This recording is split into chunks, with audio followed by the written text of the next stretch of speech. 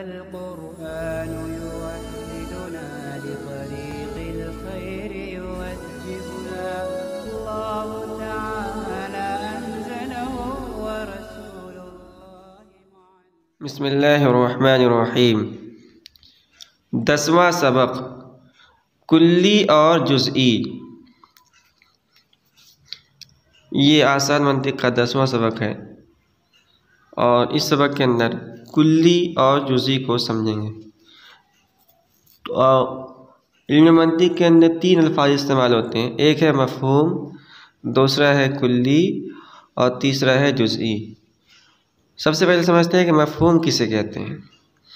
मफ़हूम हर वो चीज़ है जो ज़हन में आए, तो जो भी चीज़ हमारे ज़हन में आए उसे मफ़हूम कहा जाता है, खा मुफ़रद हो या मुरक्कब हो। जैसे ज़ैद, अभी लफ्ज़ ज़ैद का जब हमने तस्वुर किया तो ये हमारे ज़हन में ज़ैद आ गया। किताब या यह किताब जैसे बोला जाएगा, इसकी एक शक्ल, इसकी एक सूरत हमारे ज़हन के अंदर आ जाएगी और इसी का नाम मंतिक के इस्लाम में मफ़हूम रखा जाता है। मफ़हूम हर वो चीज़ है जो ज़हन में आए। मफ़हूम की 2 किस्में हैं, नंबर 1 कुल्ली, नंबर 2 जुज़ई।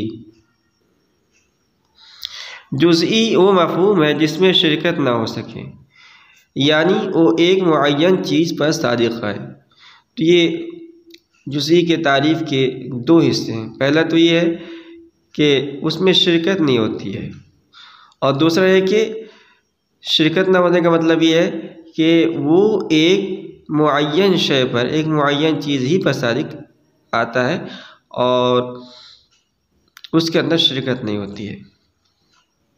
मिसाल से समझते हैं, जैसे ज़ैद यह किताब।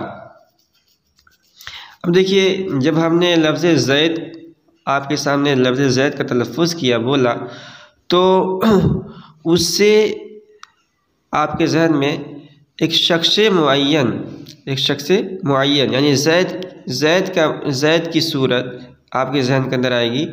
ऐसा नहीं है कि ज़ैद हमने बोला तो आपके ज़हन में उमर, बकर, खालिद और उसके अलावा बहुत से अफराद का तस्वुर या सूरत ज़हन के अंदर आएगा, ऐसा नहीं होता है। तो लफ्ज़ ज़ैद ये जुज़ई है। जुज़ई इसलिए है कि एक मुअय्यन शख्स पर और एक मुअय्यन चीज़ पर इसका इतलाक़ हो रहा है और एक मुअय्यन चीज़ पर ये सादिक़ आ रहा है। इसी तरह जब जब किताब बोलेंगे, सिर्फ किताब बोलेंगे, तो किताब तो कुल्ली हो जाएगी, इसलिए कि किताब के तहत किताब के बहुत सारे अक़साम हैं। हो सकता है कि अंग्रेज़ी किताब हो, हिंदी किताब हो, उर्दू किताब हो सकता है फ़न मंतिक की किताब हो, फ़न फ़लसफ़ा की किताब हो, फ़न फ़िक़्ह की किताब हो। तो किताब बोलते ही बहुत सारे अफराद उसके ज़हन में हमारे आ जाते हैं, तो किताब ये कुल्ली है। लेकिन जब हमने उसको मुशख़्ख़स कर दिया, हमने कहा ये किताब, हमारे सामने मिसाल के तौर पर ये आसान मंतिक है, हमने कहा ये किताब, तो ये फ़न मंतिक इस्लाम में इसे कहा जाएगा जुज़ई, इसलिए कि एक मुअय्यन चीज़ पर सादिक़ आ रहा है और इसमें शिरकत नहीं हो रही है। कुल्ली व मफ़हूम है जिसमें शिरकत हो सके, यानी वो कई चीज़ों पर सादिक़ आ सके। जैसे लफ्ज़ आदमी कुल्ली है क्योंकि ज़ैद, उमर, बकर वग़ैरह सबको आदमी कहना सही है।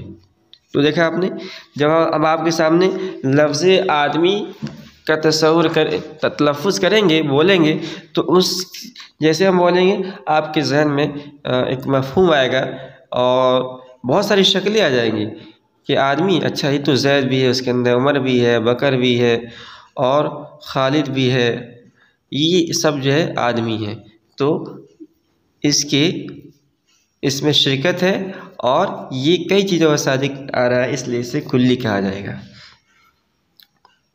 जुज़इयात व अफराद वो चीज़ें हैं जिन पर कुल्ली बोली जाए, जैसे ज़ैद, उमर, बकर वग़ैरह आदमी की जुज़इयात व अफराद हैं और इंसान, बैल, बकरी वग़ैरह हैवान की जुज़इयात व अफराद हैं।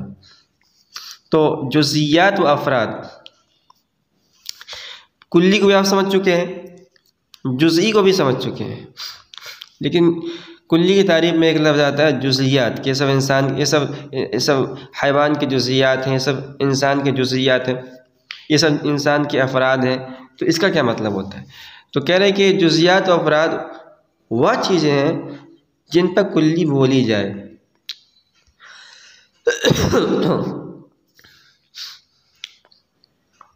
जैसे ज़ैद, उमर, बकर वगैरह। तो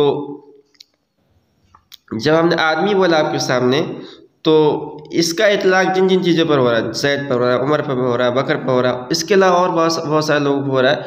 तो ये सारे लोग ज़ैद, उमर, बकर वगैरह ये सब इंसान के जुज़ियात और इसी का दूसरा नाम अफराद भी है। तो चाहे इनको जुज़ियात कर लीजिए या इनको अफराद कर लीजिए।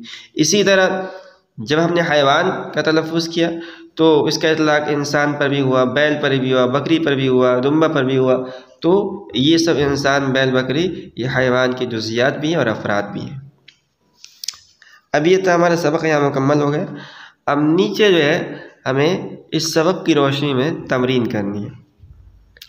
दरअज़ झेल चीज़ों में गौर करके बताओ कौन कुल्ली है कौन जुज़ी है। सबसे पहले घोड़ा। अब अपने ज़हन में जोर डालिए, बताइए कुल्ली या जुज़ी है।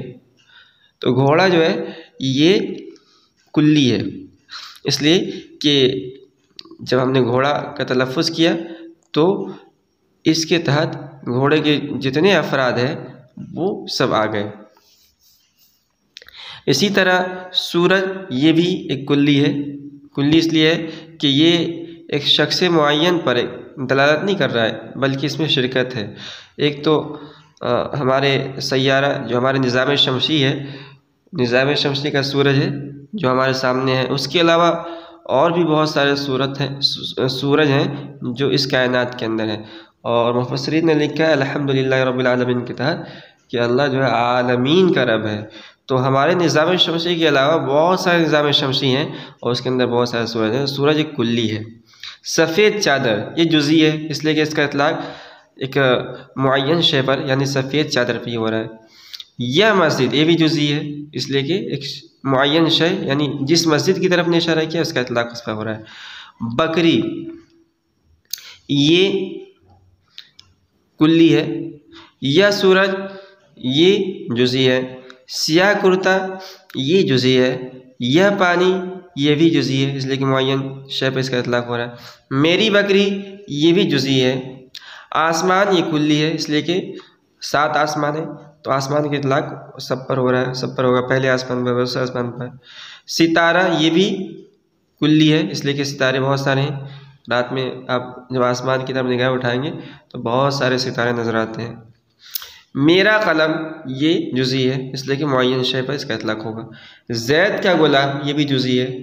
यह आसमान ये भी जुज़ी है। दीवार ये कुल्ली है।